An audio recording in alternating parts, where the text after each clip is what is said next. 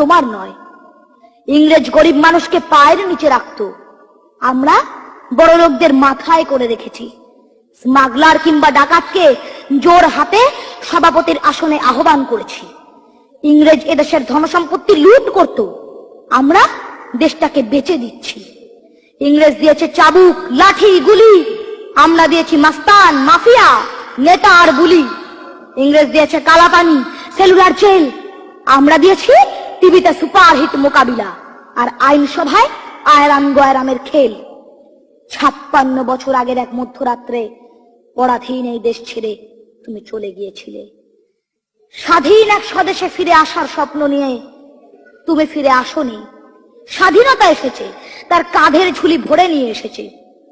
Vote নামক রাজস্বযোগ্য, গণতন্ত্র নামক চিরায়ত মাৎসন্যায়, প্রগতি নামক লোক ঠকানো স্ট্যাটিস্টিক্স, সংগতি নামক বিস্ফোরণে চুরমার, ঐতিহ্য নামক মন্দির মসজিদের ঝগড়া, আর সমুদ্র হিমাচল ভরিয়ে দেওয়া ভাষণ, ভাষণ আর ভাষণ।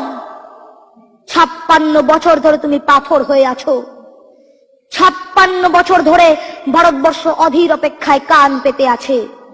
ইথার তরঙ্গে কবে হঠাৎ শোনা যাবে স্বাধীনতার নিজস্ব কণ্ঠস্বর। আমি সুভাষ বলছি। নমস্কার।